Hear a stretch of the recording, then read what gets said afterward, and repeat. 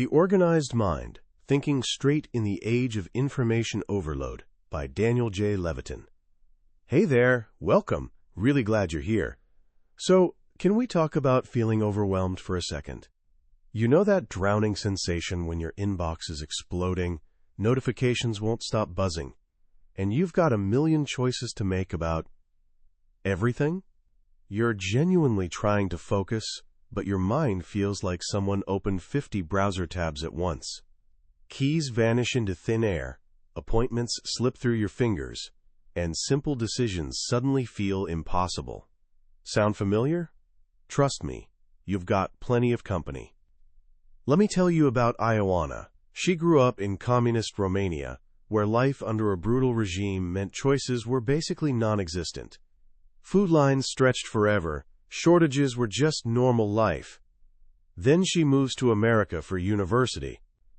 One day, her professor discovers her completely frozen in the college bookstore aisle, looking genuinely distressed. What's the problem? Not culture shock, not missing home. It's the pens. An entire aisle crammed with pens. Felt tip, ink, gel, erasable, ballpoint, rollerball. 50 different kinds, maybe more. Back in Romania? 3 types. Tops, if you were lucky.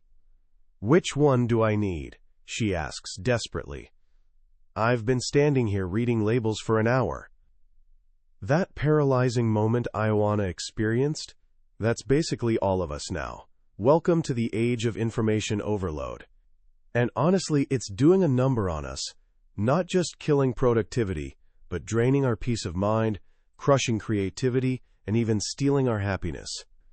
But here's the thing. What if there's actually a way through this chaos?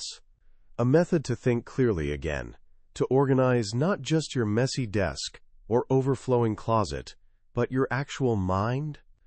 That's exactly what we're diving into today, guided by neuroscientist Daniel J. Levitin and his best-selling book, The Organized Mind. Levitin isn't your typical lab coat scientist. He's also a musician, a record producer, and the guy who wrote that amazing book, This Is Your Brain on Music. He's got this rare gift for peering into our brain's complex machinery and explaining it in ways that just click. The Organized Mind goes way deeper than filing tips or time management hacks, though you'll definitely get practical wisdom. It explores why we struggle in the first place, why our brains, which evolved over thousands of years for a simpler world, feel so scattered now. More importantly, it reveals how the most successful, creative, and genuinely calm people have learned to work with their brain's natural tendencies instead of fighting them, achieving real clarity and focus. Stick around, and you'll understand how your attention and memory actually work. You'll discover why multitasking is basically a lie that's draining your mental battery. And you'll learn powerful, science-backed strategies to get the clutter out of your head, organize your home, your time, your relationships, and even tackle those terrifying big decisions with actual confidence. We're going to explore building systems that free your mind for what genuinely matters. Ready to find some clarity in this age of overload? Let's jump in. So why does walking into a modern supermarket feel like climbing Mount Everest? Back in 1976, your average store stocked around 9,000 items. Today, over 40,000. Yet most of us grab 80 to 85% of what we need from only about 150 items. That means we're actively ignoring almost 39,850 products, all screaming for our attention. Just think about that mental effort for a second. Daniel Levitin kicks things off by showing us that feeling overwhelmed isn't just in our heads, it's biological reality. Our brains evolved for a hunter-gatherer world, where you might encounter maybe 1,000 people in your entire lifetime. Take a half-hour stroll through Midtown Manhattan today, and you'll pass that many. We're bombarded daily with information equivalent to 175 newspapers, processing something like 100,000 words outside of work. Every tweet, every email, every news alert is fighting for precious real estate in our brains. Neuroscientists have actually measured our conscious processing power, about 120 bits per second. Sounds pretty good, right? Except understanding just one person speaking takes about 60 bits per second. That means, as Levitin points out, you can barely understand two people talking at once. Three people? Forget about it. No wonder we misunderstand each other constantly. This endless bombardment, especially of trivial decisions like Ioana's pen nightmare, creates something called decision fatigue. Turns out, our brains have a daily limit for making decisions. Once we hit that wall, our ability to make good choices, even important ones, completely tanks. Our impulse control weakens, our judgment gets fuzzy. Here's the kicker. The decision-making network doesn't automatically prioritize. Choosing a pen can burn the same mental energy needed to decide on a major life change. How do we cope? Many of us instinctively use something called satisficing. Nobel laureate Herbert Simon coined this term, which means choosing an option that's good enough, rather than agonizing over finding the absolute perfect choice. Your dry cleaner, your favorite coffee shop, are they the best possible options? Probably not, but they work. They get the job done, and that's sufficient. Satisficing, Levitin explains, is actually crucial for productivity. It saves our precious decision-making energy for things that truly matter. Research shows happy people aren't necessarily those who have the most, but those who are content with what they have. They satisfice often. But satisficing only takes us so far. Our brains have built-in systems to help manage information flow. The most crucial one is the attentional filter. Think of it as your brain's personal bouncer. Millions of neurons constantly scan the environment, deciding what's important enough to let into your conscious awareness. Most sensory noise of daily life, the fridge humming, your socks on your feet, gets filtered out, usually without you even noticing. What gets past the bouncer? Two main things: change and importance. Your brain is an incredible change detector. Driving down a smooth road, you can chat or listen to music. Hit a sudden bump, and boom, your attention snaps right to it. Your brain flagged the change. Importance is more personal. In a noisy room, you might miss conversations around you, but if someone across the room says your name, or something critical like, "Fire!" your attention instantly locks in. Your filter knows what matters to you. This filter is amazing, but it's also why so much of life feels like we're on autopilot. And it leads to something called inattentional blindness. We think we see everything, but we constantly miss things happening right in front of us when our attention is focused elsewhere. Levitin mentions the famous, quote, gorilla experiment. If you haven't seen it, seriously pause this and search for basketball gorilla experiment. Viewers count basketball passes among players in white shirts, ignoring those in black. Most people get so focused on counting that they completely miss a person in a gorilla suit walking right through the middle of the game. Their attentional system is simply overloaded. This brings us to a fundamental truth. Levitin emphasizes attention is a limited resource. You literally can't pay attention to everything at once. That's why we instinctively turn down the radio when looking for a specific street address. It's why, after juggling grocery bags, answering your ringing phone, and keeping the cat from escaping, you suddenly realize you have absolutely no idea where you put your keys. Your brain just couldn't track one more thing. So if our attention is so limited, how do we get anything complex done? Our brains operate in two primary, mutually exclusive modes, like a mental seesaw. First, there's the central executive mode. This is your stay-on-task network. It's active when you're focused, doing your taxes, writing a report, navigating traffic. It tries to keep distractions out. Engaging this mode takes effort, hence the phrase paying attention. Then there's the mind-wandering mode, also called the default mode. This is your brain's natural resting state. It takes over when you're relaxing, staring out a train window, or sitting by the ocean. Thoughts drift fluidly. Connections form between random ideas.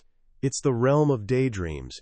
This mode is incredibly important for creativity, insight, and even empathy. But it's also what hijacks your focus when a task gets boring, or when you realize you've read 3 pages without absorbing a single word. Crucially, there's a switch in our brain, located in a region called the insula, that toggles between these two modes. This switch directs our mental resources. But constantly flicking this switch back and forth, which is exactly what multitasking forces us to do, is metabolically expensive.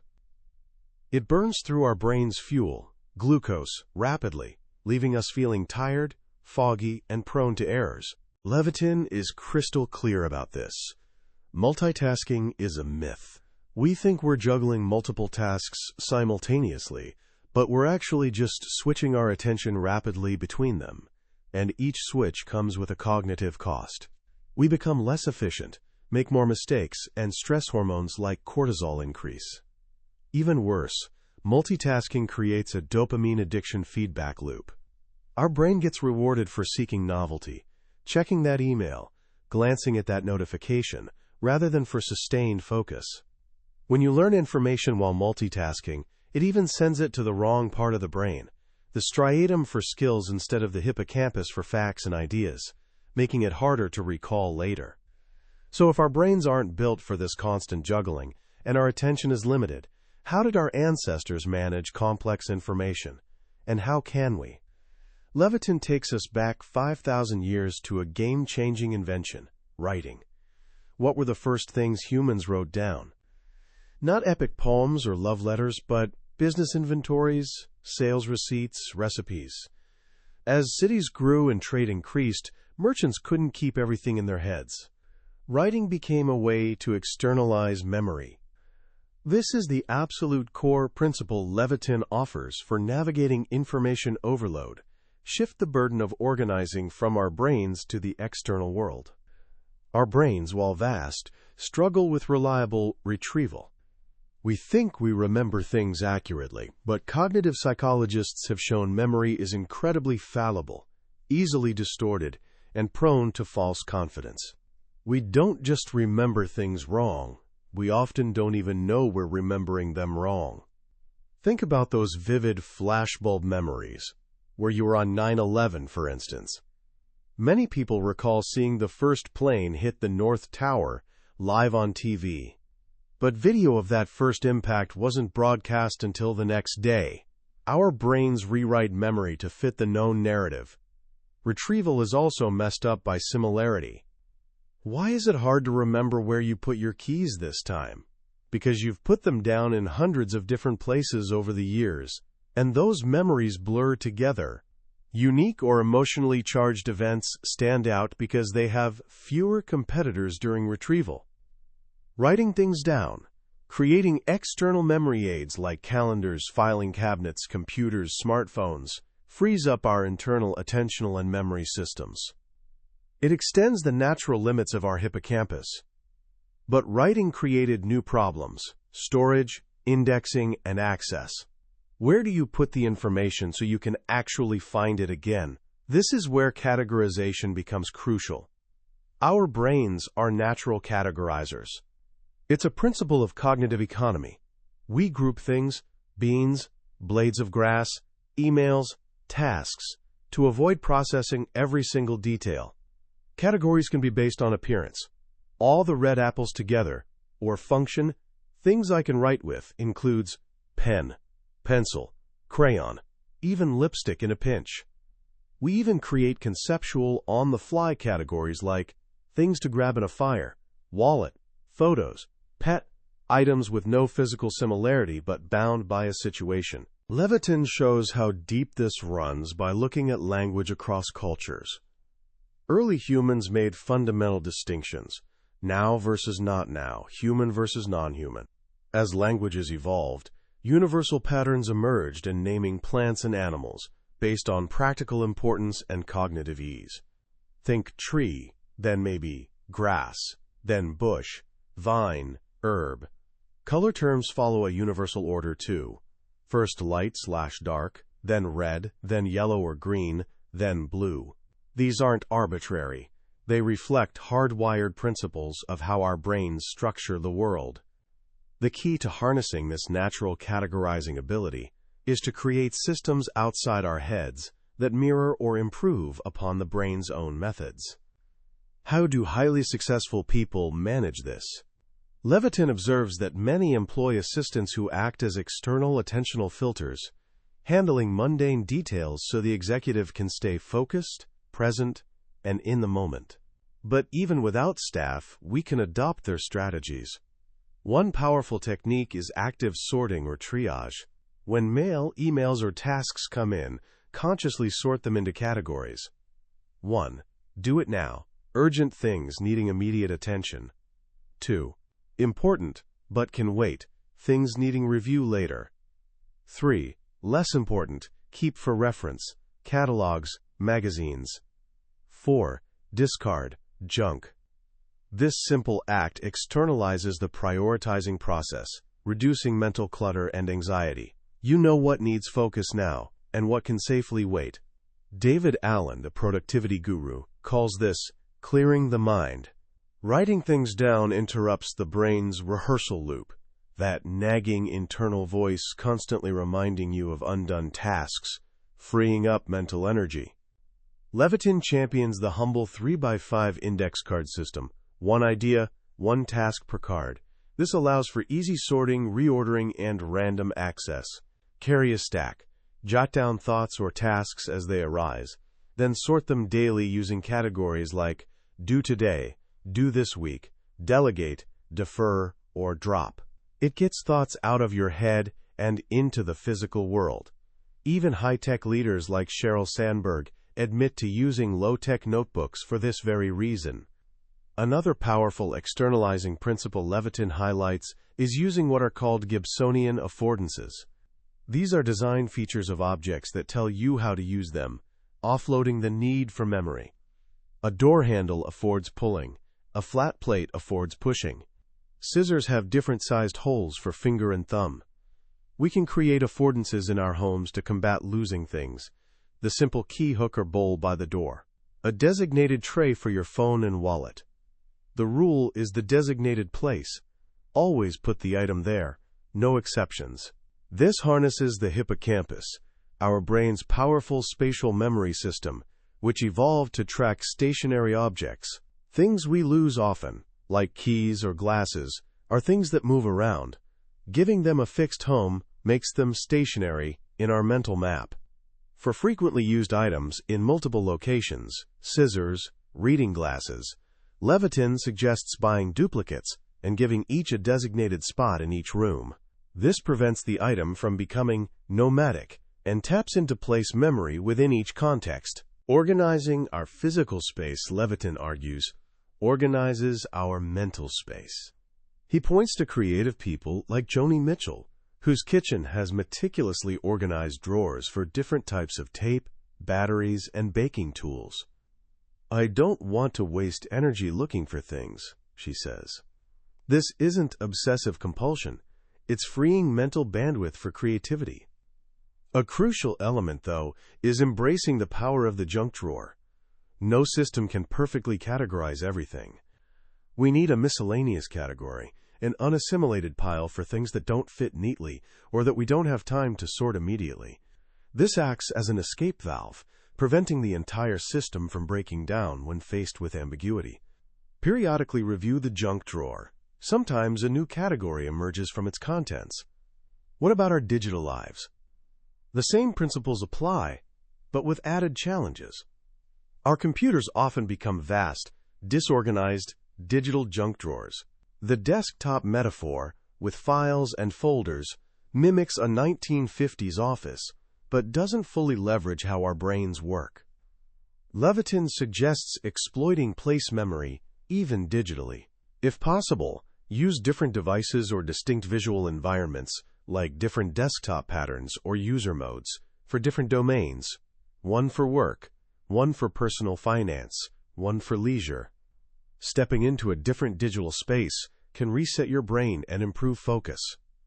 For organizing digital files and paper ones, hierarchical structures are key. Nest folders within broader categories.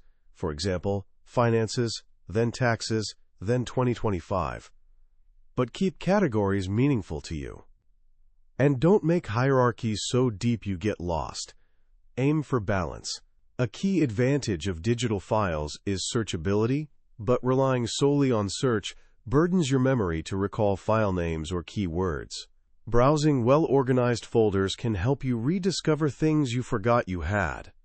Levitin also tackles the challenge of our increasingly complex social world. We interact with far more people than our ancestors did. Keeping track requires externalizing. He suggests methods similar to those used by attorney Robert Shapiro or record executive Craig Coleman. Maintain detailed contact files, digital or physical. Note where you met someone, what you discussed, mutual connections, personal details like family or hobbies. This provides context and continuity. Use calendar reminders to stay in touch with important contacts. He acknowledges the rise of online social networks like Facebook, which allow us to maintain broad connections with little effort, satisfying a deep longing to know what happened to people from our past. But he cautions that these provide breadth, rarely depth, and can create an illusion of social connection, while potentially decreasing real-world empathy and increasing loneliness for some. Organizing our time presents unique challenges. Damage to the prefrontal cortex, the brain's chief executive, can devastate planning, sequencing, and prioritizing abilities. We see echoes of this in everyday procrastination. Levitin explains procrastination as a failure of self-regulation, often stemming from low frustration tolerance or fear of failure, ego protection. We choose easier, immediately rewarding tasks over difficult ones, with distant payoffs. His advice aligns with Mark Twain's, "Eat the frog. Tackle the most unpleasant task first thing in the morning, when willpower is highest. Break large projects into smaller, manageable chunks to get the dopamine reward of completion more often." Crucially, protect your sleep. Levitin details the neuroscience showing sleep isn't downtime. It's vital for memory consolidation, problem-solving, and emotional regulation.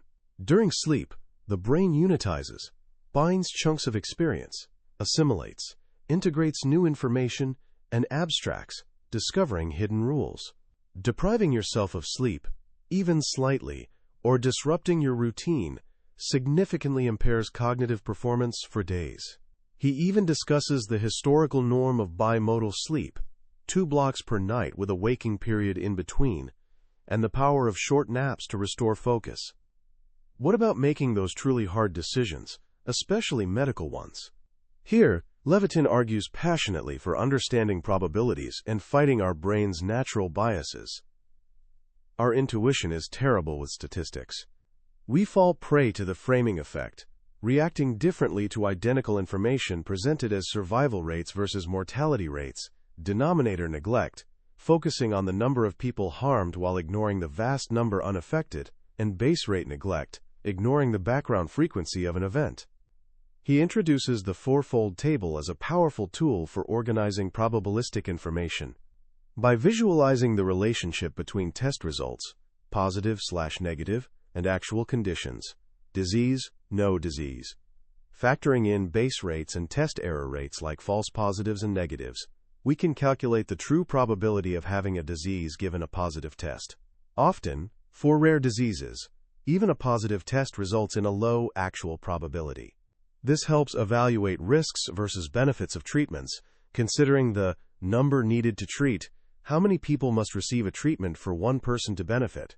He uses examples like prostate cancer surgery, where the number needed to treat is high, around 48, and the risk of significant side effects is substantial, urging patients to weigh quality of life against often small gains in longevity. Finally, Levitin looks toward the future, emphasizing the need to teach our children critical thinking and information literacy in this overwhelming digital age. With information so accessible via the internet, the crucial skill isn't knowing a fact, but knowing how to evaluate information, identifying sources, biases, and expertise, or lack thereof. He critiques the anti-elitism of platforms like Wikipedia, where expertise is often devalued, making it hard for users to know if information is reliable. We need to teach kids, and ourselves, to authenticate, validate, and evaluate online sources. Ultimately, the organized mind is a profound and deeply practical guide. It teaches us that managing the modern flood of information isn't about having a better memory or more willpower. It's about understanding our cognitive limitations and designing our external world, our homes, schedules, digital spaces, and even our decision-making processes, to support our brains, freeing them to do what they do best: think, create, connect, and experience the richness of life.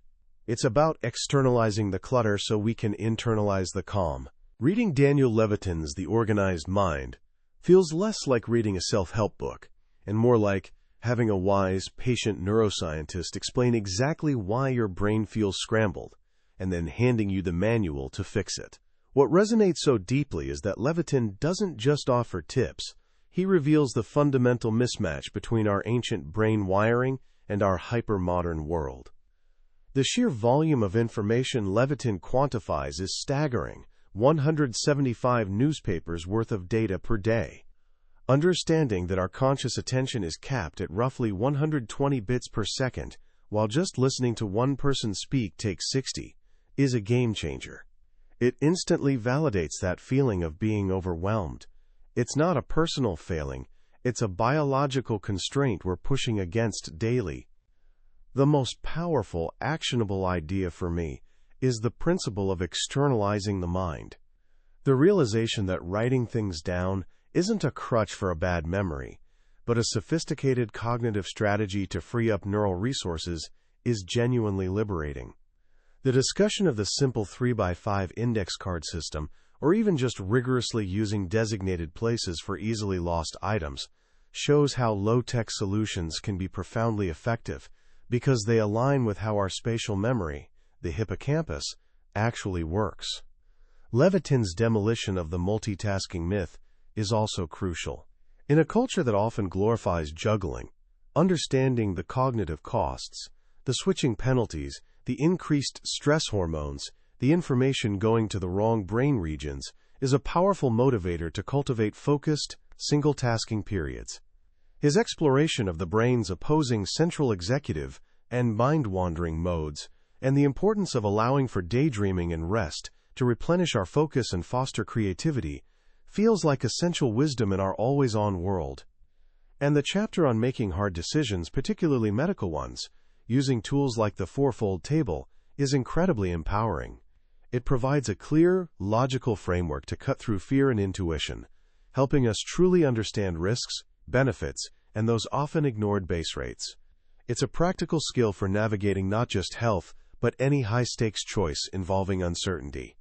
So how can you start applying these ideas today? 1. Do a brain dump. Take 15 minutes right now. Grab a notebook, index cards, or just a sheet of paper, and write down everything currently swirling in your head: tasks, worries, ideas, reminders. Get it out of your mind and onto the page. Feel that? That's the feeling of externalizing, of clearing mental space. 2. Designate one place. Pick one item you frequently misplace: keys, wallet, phone, glasses. Choose one specific spot in your home where it will live from now on. Make a conscious effort for the next week to always put it there the moment you're done using it. Experience how this simple habit leverages your brain's place memory. 3. Schedule single-tasking time. Look at your schedule for tomorrow. Block out just 30 to 50 minutes for focused work on one important task. During that time, turn off email notifications, put your phone on silent and out of sight, and resist the urge to switch tasks. Experience the difference in focus and productivity, even for a short period. The Organized Mind is more than just a book. It's an owner's manual for your brain in the 21st century. It doesn't promise a magical cure for information overload, but it offers something far more valuable: understanding and strategy. It equips you to manage the chaos, not by trying harder, but by thinking smarter about how your mind actually works. It's about creating systems that allow you to reclaim your attention, your time, and ultimately, your peace of mind. That was our deep dive into The Organized Mind by Daniel J. Levitin. We've touched on the big ideas today, the limits of attention, the fallibility of memory, the power of externalizing, the myth of multitasking, and how to think clearly about hard decisions. But honestly, a summary like this is just scratching the surface. The real transformation happens when you immerse yourself in Levitin's full exploration, filled with fascinating studies, relatable stories, and profound insights. This summary is really just a map to help you decide if this is a journey worth taking. If the challenges of information overload resonate with you, if you crave more focus and clarity, then picking up a copy of The Organized Mind isn't just reading, it's an investment in regaining control of your mental world. You can find a link to the book in the description below. And if you found this exploration helpful, if it sparked some ideas or offered some clarity, do me a small favor and hit that like button. Even better, subscribe to the channel. We journey through impactful books like this regularly, aiming to grow wiser together, one summary at a time. I hope you'll join us for the next one.